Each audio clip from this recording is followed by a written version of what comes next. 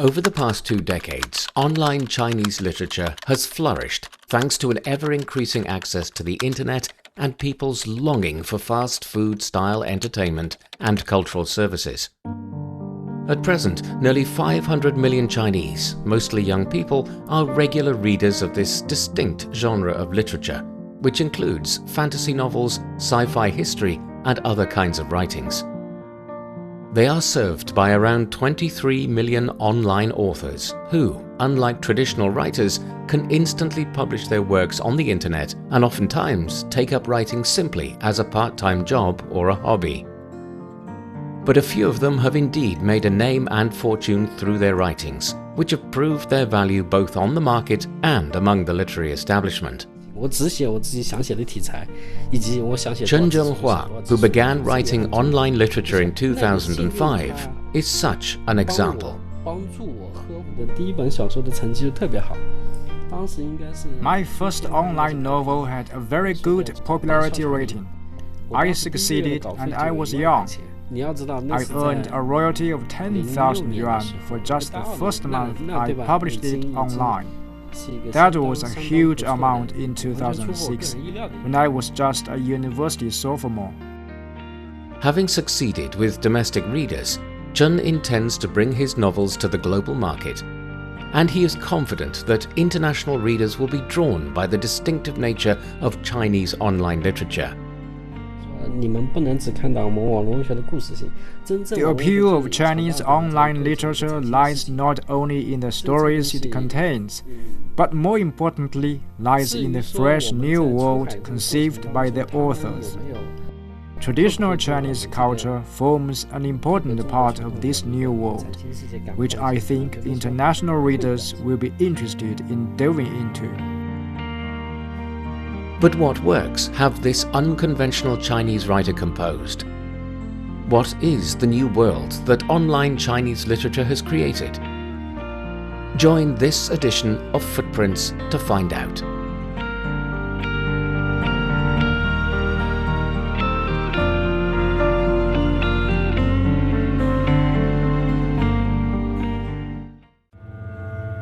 The world is about to change. Warriors, assassins, fair maidens, court officials, and even emperors and heavenly immortals are nothing but pawns on a giant chessboard. Xu Fengnian, a playboy of national notoriety and heir to the empire's second most powerful man, finds himself embroiled in the depths of an unbeatable game. CGTN Radio invites you to immerse in a world brimming with heroism and follow a young man's odyssey in the audio drama series, The Sword Strider Saga, now available on radio.cgtn.com and all the major podcast platforms. When courage meets wisdom, the sword scribes an immortal legend. 山河入画 In December 2021, a 38-episode TV series called Sword, Snow, Stride hit the TV screens and was also streamed online. Soon after its release, this series, featuring martial arts and fantasies, quickly racked up millions of clicks, a sign of its popularity. The series was adapted from writer Chen Zhenghua's novel with the same title, which won the Silver Prize of the first Online Literature Biennial Awards in 2015. Chen, who was born in 1985, comes from the eastern Chinese city of Hangzhou, a region long known for its myriad of scenic spots, rich cultural heritage, and economic prosperity. Wearing a pair of glasses, the writer speaks Mandarin softly, with an accent typical of his hometown. Delicate, graceful, and brimming with wit. Depicting a world of fantasies and martial arts, his novel, Sword, Snow, Stride, skillfully interweaves palace schemes, complex personalities, and a distinctive depiction of Jianghu, a Chinese term referring to the world outside mundane society. Jianghu is full of dangers, trouble, mysteries, adventures, and redemption, with various types of heroes and villains and many others in between. Chen's novel describes the escape of a rebellious and wild young prince from his king father's control, getting involved with Zhenghua, cultivating his skills and powers, and finally taking up his responsibility as a qualified king.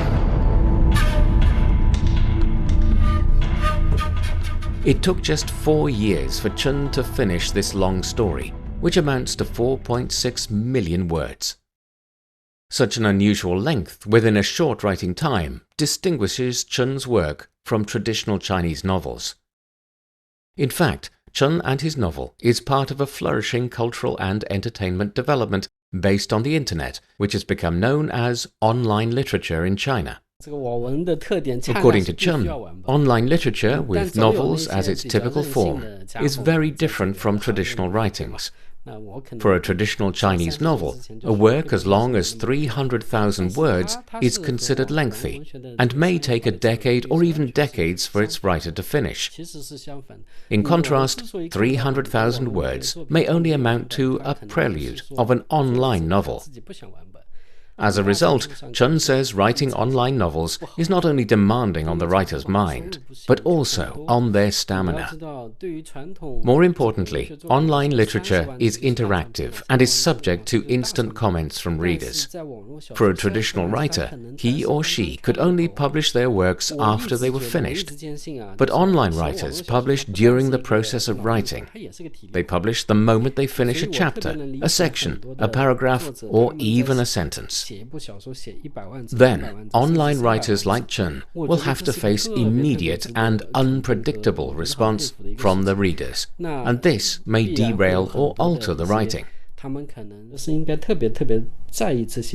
I pay particular attention to the responses and comments from my readers, but they are a double-edged sword. They have a great impact on the writer. If a writer receives too much negative response for a section of his or her writing, it may deal him or her a big blow and change the course of the writing, no matter how marvelous the writing actually is. So far, Chen has navigated the sea of harsh comments well. He often sticks to his own plan of writing, although he may sometimes change a little bit according to some useful comments from the readers. Unlike a great number of other online writers, he was very lucky and had a taste of success the first time he tried. My first online novel had a very good popularity rating. At the time, the novel called Jade Dynasty came on the top. Mine was in second place. So I succeeded and I was young. You know, I earned a royalty of 10,000 yuan for the first month. That was a huge amount in 2006, when I was just a university sophomore. Such a result was totally beyond my expectations, and it helped me. In my later writings, I just followed my heart when choosing which topics to write about and how long my writing would be. I think such a freedom is very important for a writer who wants to pursue real and pure literature. That freedom is a luxury for writers of online literature. A great number of them often change their original writing plans and choose to follow the reader's suggestions, no matter how immature and unreasonable they are. Some may just abandon writing in the face of harsh criticism from the readers. The result is that many online works become low-standard fast food-style cultural products. From the perspective of serious literary critics, they may rake in a lot of clicks and money in the short term, but lack inherent and durable literary value. But for Chen Zhenghua, success on the commercial market and lasting literature value should not necessarily be in conflict for online literature. Writers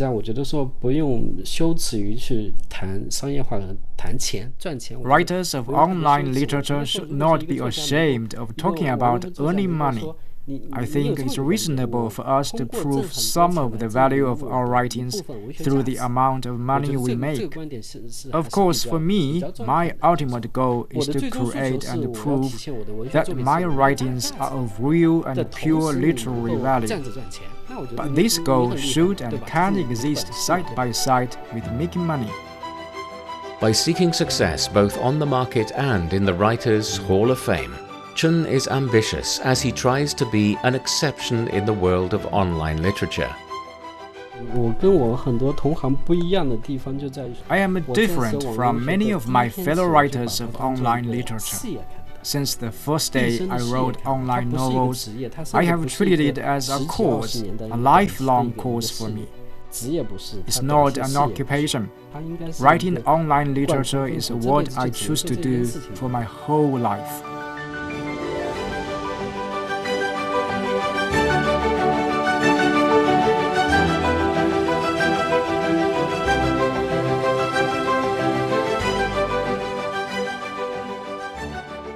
But in fact, the world of online literature is dominated by part-time and half-hearted young writers, who often treat writing as an outlet of their youthful energy, a hobby or a shortcut to quick success. They come from various walks of life, being a computer engineer, a delivery man, a company manager or a factory worker, and most of them are young people. According to a report by the Chinese Academy of Social Sciences, a majority of online writers were born after the 1990s, in other words, younger than 40 years of age. The situation proves to be a challenge for Chen Zhenghua, who is approaching his threshold age, but treats writing online as his lifelong calling. Literature does not only belong to the young, but online literature, to a large extent, does. One friend of mine, who is a gifted and popular writer, once told me that the prime of the writing life of online novelists will pass after he or she finishes 2 novels of a total of no more than 10 million words. I was shocked by this opinion, but later I realized that it was true. So I feel stressful as I am determined to be an exception. He explains that for traditional writers, they are free to set their own writing schedule and pace, but for online writers, they have to update every day. If you have many other chores to deal with, how can you ensure the regular updating and the quality of writing? You can't do that after 40 years of age. Chen says after he got married, he has often been occupied with family chores and childcare. Now, every day, he has to make some time for his 3-year-old daughter. Of course, Chen has never stopped his lifelong pursuit in literature.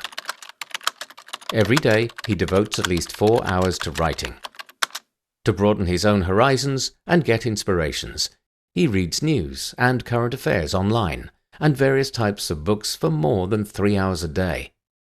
He says he needs to absorb new information, especially traditional Chinese culture such as folklore and ancient novels. In fact, this gifted writer has long drawn from the sources of the country's tradition in his growth both as a man and an author. I have always loved reading since childhood. The first birthday gift I received was a comic book. That was when I was a first grader of primary school. As early as when I was a 4th grader, I began reading the Romance of the Eastern Zhou dynasty. Although I couldn't understand every word of the classical novel, I was fascinated by it and kept reading anyway. The Romance of the Eastern Zhou dynasty is a novel written by a 17th century Chinese writer. It brings to life an eventful period in Chinese history dating back more than 2,000 years. In the novel, kings and courtiers, concubines and ministers dream, scheme, take counsel, and spill blood in dizzying succession. This ancient Chinese novel has had a great impact on Chen Zhenghua. He got his pen name Feng Huo Shi Zhu Huo from it. The name literally means tricking the Marquesas with beacon fires. That was a well-known ancient story about a foolish and corrupt king, crying wolf, just to please one of his favorite concubines. To satisfy his thirst for knowledge, the little Chen saved his meager pocket money to buy books during childhood. Every day back then, he got about 1.5 yuan from his parents. So, in a week, he saved more than 10 yuan, which was enough for him to buy a book. In 2005, Chen was 20 years old and was a sophomore at Zhejiang Gongshang University, which is based in his hometown Hangzhou. It was during this time that this avid reader of literature became a writer himself. At the time, he was learning public and administrative management at the university. Studying this major meant most of his fellow students would choose to become civil servants after graduation. But Chen would not follow that path. He liked reading online novels. He was so passionate about it that just reading it was not enough. So he began writing himself. 高中阶段的时候就特别想要去 Back when I was a senior middle school student, I wanted to create a story on my own. At the time, online literature had just appeared, and I read some of it. I found them refreshing. The content of the online literature was different from the martial arts novels of Jin Yong, Gu Long, and Liang Yusheng. Then, after I was enrolled into university, I had more free time to read online novels. But many of them didn't have an ending. I couldn't bear it. So I tried to finish them. That was how I began writing online novels.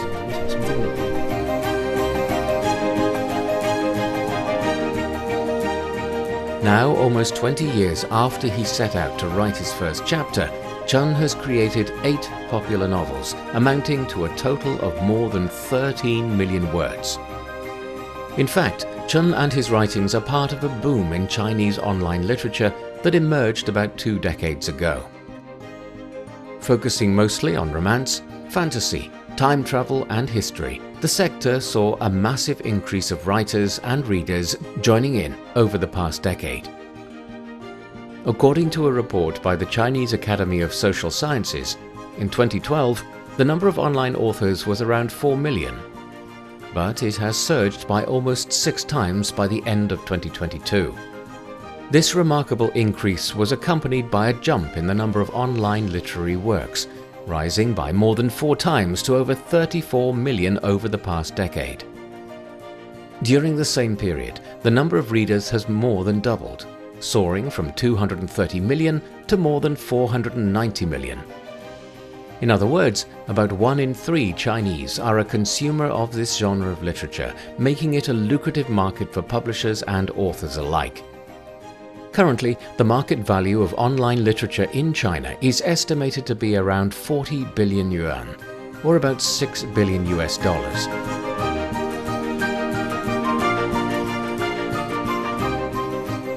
Besides its success on the pop culture and commercial market, Chinese online literature is being recognized by major cultural institutes from both home and abroad. In 2019, 10 online novels were added to the collection of the Shanghai Library. In the next 3 years, 144 online novels like Battle Through the Heavens and Lord of Mysteries were entered into the collection of the National Library of China. Major foreign cultural institutes followed suit. In 2022, 16 Chinese online novels were added to the collection of the British Library, including My Heroic Husband, Up in the Heaven, and The Era of the Earth.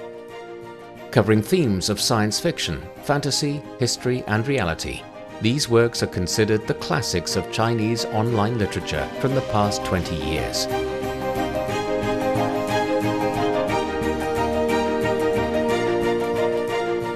For Chinese online writers like Chen Zhenghua, the future of the sector is rosy and promising.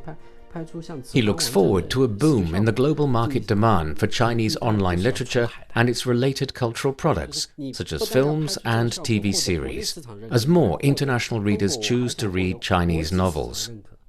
出海是中国文学它必须要做的一个事情。 Chinese literature must go global and be accepted by international readers.